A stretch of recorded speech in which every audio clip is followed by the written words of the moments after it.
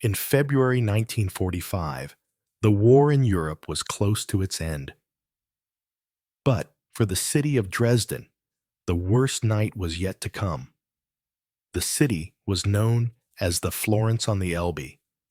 Its Baroque churches and art made it one of the most beautiful places in Germany. Many believed it was safe. Dresden had few factories, and many refugees had fled there to escape the front.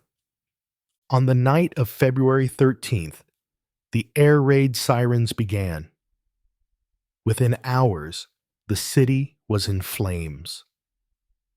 Witnesses later said the fire was so hot it melted glass, turned stone to powder, and pulled oxygen from the air. People ran into the streets only to be consumed by waves of fire that moved like water. This was not only a bombing, it was a storm of fire. Among the churches destroyed was a small chapel near the Frauenkirche. Inside this chapel stood a simple statue of the Virgin Mary.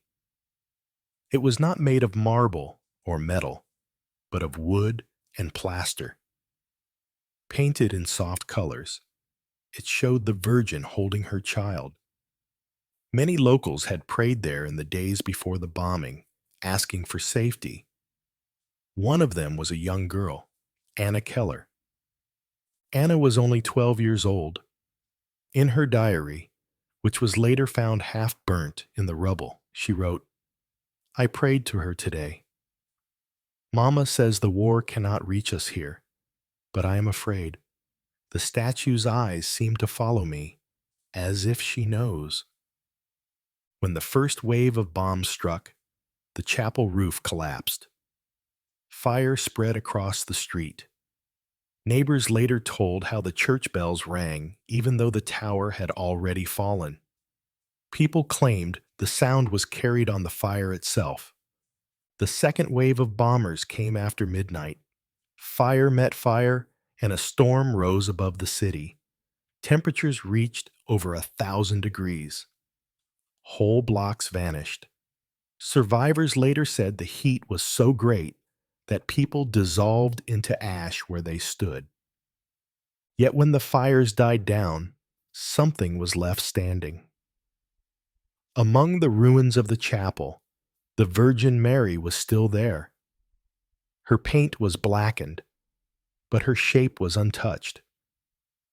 Around her were only ashes and bones. The first person to see her was a teacher named Ernst Hoff. In his testimony, recorded after the war, he wrote, "I could not believe what I saw. Everything was gone, but she was still there. The roof was gone, the walls were broken, and yet she stood. It was as if the fire had bowed to her." By morning, rumors spread through the surviving streets. Refugees whispered of a miracle. Some said they had seen the Virgin shining through the smoke as if lit by her own fire. Others swore they had heard a woman's voice, calling children by name in the middle of the chaos. A photograph taken days later showed the statue alone in the rubble. The picture is grainy, but the figure is clear. Around her lie broken beams, burnt bricks, and ash. Yet her face looks calm, almost peaceful. Anna's diary, found near the chapel, adds to the mystery. On February 12th, the day before the raid, she wrote, "I dreamed of the statue. She stood in fire, but the fire did not touch her. She looked at me and said, 'Do not fear.'" No one knows if Anna survived the bombing. Her diary ends with that line. Her family's names never appeared on the lists of survivors. The photograph of the statue became an object of fear as well as hope. Some survivors believed the Virgin had protected them. Others whispered that the survival of a religious icon, when thousands of children had died, was not a sign of mercy, but of judgment. Foreign soldiers who entered Dresden later also recorded their shock. A British officer wrote in his field notes, "Rubble and smoke everywhere, yet in one corner, an untouched figure of the Virgin. The men would not go near it. They said it felt wrong." The strange survival of the statue soon reached church leaders. A priest who visited Dresden in March described how survivors crowded around the figure. They lit candles and prayed. In the middle of ruins, this small figure became their only church. But not everyone welcomed it. Officials feared it would be used as propaganda. One local report, dated March 5th, states, "The presence of this statue is creating unrest. Survivors are calling it a miracle. Control must be established." Yet the more they tried to hide it, the more people spoke of it. In a city of silence, the Virgin Mary had become the only voice left. What remained unexplained was simple. How could a statue made of plaster and wood survive when the fire had destroyed even stone? Tests later showed temperatures had risen so high that steel had melted. There was no natural reason why the statue should have remained. Witnesses swore it was untouched. One man said, "The paint was still there, only the air smelled of ash.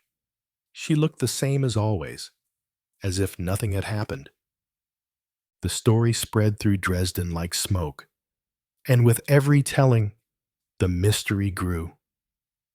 By the end of March, the Virgin Mary was no longer just a statue. She was a question that could not be answered by fire or stone. When the fire finally ended, Dresden was no longer a city. It was a graveyard. More than 20,000 people had died in a single night. Survivors moved like shadows among the ruins. They searched for water, for food, for family that might still be alive. And always, they passed the Virgin Mary. At first, no one dared touch her. She stood in the same place where the chapel had once been, blackened but whole. Children were the first to come close. They placed flowers at her feet, flowers gathered from broken gardens. Soon others followed. Survivors knelt in the ashes, whispering prayers, asking why they had been spared when so many had not. Testimonies collected later tell the same story again and again. A woman named Marta Klein wrote, "I had lost everything: my husband, my children, my home. I walked to the chapel because I wanted to die. But when I saw her, I could not. I felt something holding me." But for others, the statue was a wound. A soldier named Heinrich Wolf said, "It was not a miracle, it was cruelty. Why should a piece of plaster survive when thousands of children burned? I could not look at her without rage." The division grew. Some saw hope, others saw only silence. By late February, officials began to pay attention.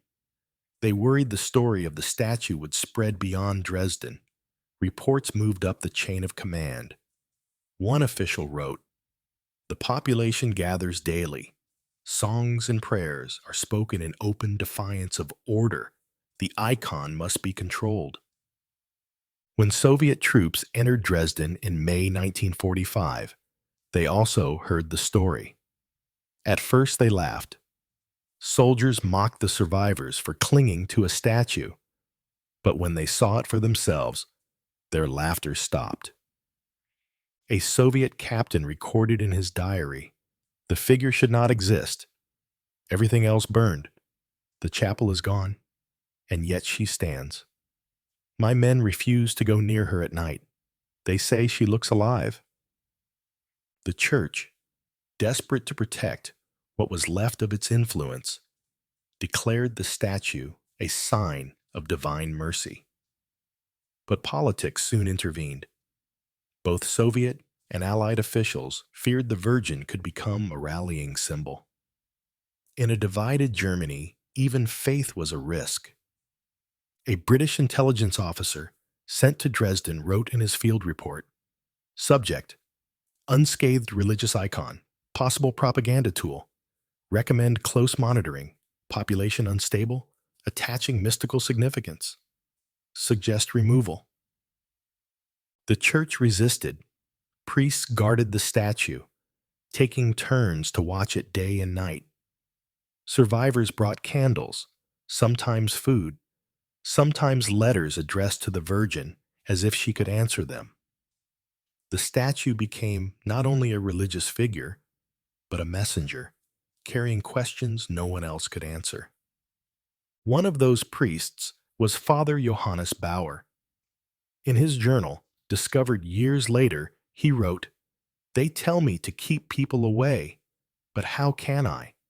They come with broken hands, with broken hearts. They kneel before her because he is all they have. I fear the soldiers will take her, and yet I believe she will not leave us." His words proved half true. In June 1945, Soviet officers entered the chapel ruins at night. Witnesses said they covered the statue with cloth and carried it away in a truck. But the story did not end there. The next morning, the statue was back. No one could explain it. The soldiers swore they had taken it, but there she was, standing once more in the ashes. The news spread through Dresden like fire. Some claimed angels had returned her. Others whispered darker things, saying she could not be moved because she was not truly of this world. The Soviets tried again a week later. This time, they locked the statue inside a warehouse. Guards were posted, yet after 3 nights, they reported strange noises. One man said he heard church bells, though the city had none left. Another swore he heard a woman's voice speaking in Russian, calling him by name. When the guards finally opened the warehouse, the statue was gone. Later that day, survivors found her once again in the ruins of the chapel, standing as if she had never left. The official record says nothing about these events. Soviet reports from Dresden mention unrest and superstition, but not the Virgin.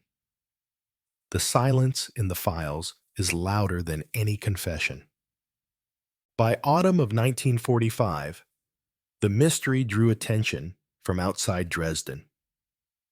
Journalists who visited the city wrote small pieces about a miracle statue. Most were suppressed. Some vanished before printing, but a few photographs survived, showing the same figure among the ruins, her face calm while everything else around her was dust. And then there was the story of Father Bauer. In September 1945, he was arrested. Officially, it was for spreading false hope, but those who knew him said it was because he refused to hand the statue over to the authorities. His journal ends with one final line: "They are afraid of her." He was never seen again. For the people of Dresden, the Virgin became more than stone or plaster. She was memory, she was grief, she was a question that could not be buried. Survivors drew her on walls, painted her on scraps of wood, carried small copies in secret. The more officials tried to erase her, the stronger her presence became. A local woman, Anna Richter, said years later, "We had no city, no homes, no graves, but we had her, and for us, that was enough." The mystery of the statue was no longer just about survival. It was about meaning. Was it a miracle? Was it a warning? Or was it something no one yet understood? By the winter of 1945, whispers spread that the statue was being moved again, this time far from Dresden. Soldiers said she was loaded onto a covered train bound east, but survivors still swore they saw her in the ruins weeks later. It was at this point that government files began to mark her as a security threat. A document dated November 1945, found in a Soviet archive decades later, reads, "Object appears immovable by normal means. Local population attaches supernatural value. Further study required." The Virgin Mary of Dresden had become not just a survivor of fire, but a problem no government could solve. And this was only the beginning. By 1946, Dresden was a city of ruins, and the Virgin Mary statue had already become legend. Survivors swore she could not be moved, yet rumors spread that she had been taken east, hidden away by Soviet officials. Which story was true? No one knew for sure. In the following years, fragments of documents began to appear. Most were never meant to be seen by the public. Some were reports written in cold language, others personal diaries smuggled out of official archives. Each one pointed to the same strange truth. Governments were watching the statue. One British intelligence file, declassified in the 1980s, contained a short note from an officer who had entered Dresden in 1945. Subject: religious figure in ruins. Structure unharmed by fire. Recommend silence. Too dangerous for morale. If known, it will be used as symbol against us. But the most disturbing papers came from Soviet archives. Among them was a report written by Colonel Viktor Lebedev. Dated 1946, it stated, "The statue has been examined in secure location. No physical explanation for survival found. Material appears common plaster and paint. However, prolonged exposure by guards leads to unusual behavior, refusal to approach, claims of hearing voices. Recommend transfer to Moscow for further study." The next page of the report is missing. A blank space remains in the file, as if torn away on purpose. Years later, witnesses claimed the Virgin was indeed transported to Moscow. A German worker forced to help rebuild Soviet facilities said, "I saw her in a wooden crate. Soldiers whispered she could not be destroyed.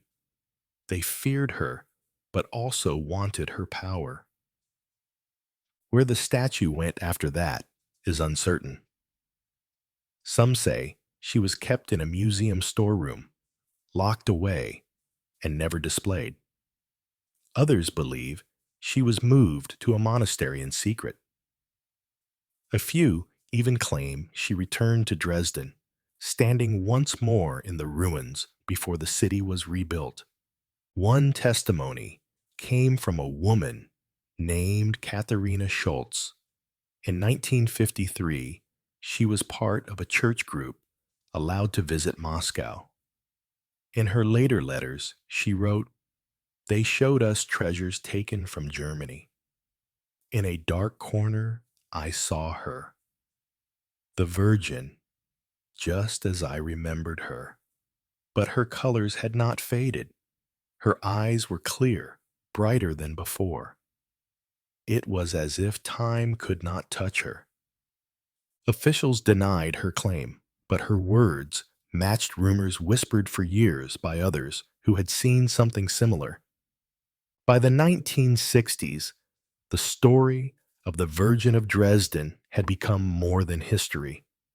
Writers, priests, even scientists began to discuss her survival.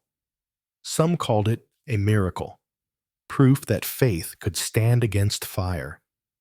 Others said it was propaganda, a tale created to give hope in a hopeless time. Yet strange events kept the legend alive.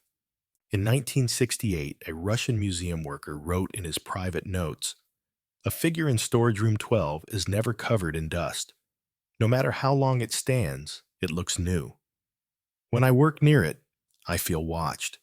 One night, I heard my own mother's voice calling my name, but my mother has been dead for years."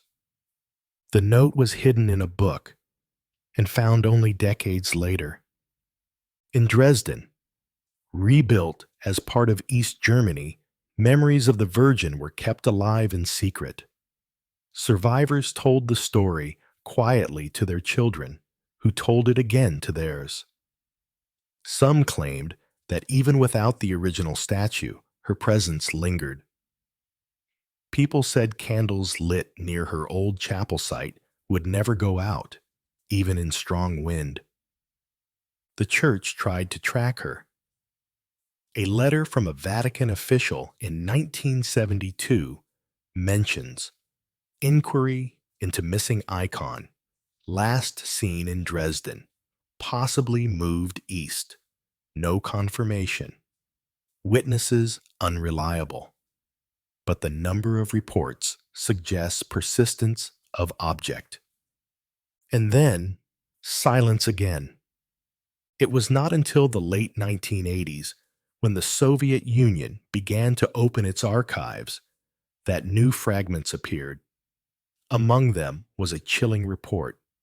Subject statue observed in secure facility, material unchanged, attempts to break sample unsuccessful. One guard committed suicide, leaving note, "She will not stop speaking. Recommend termination of study." But the final line in the file is crossed out. No one knows what it said. After German reunification in 1990, researchers searched for the Virgin Mary of Dresden. Museums, churches, private collections, none had her. Official records gave no answer, yet stories did not stop. A Dresden resident, now elderly, claimed in 1992, "I saw her again, not in a church, not in a museum, but in the ruins at night. For a moment, she was there, whole and shining. Then she was gone." Was this memory, dream, or something else? Historians still debate. Some argue the statue was destroyed in the firestorm and that later photos were staged. Others believe she was taken east and hidden forever.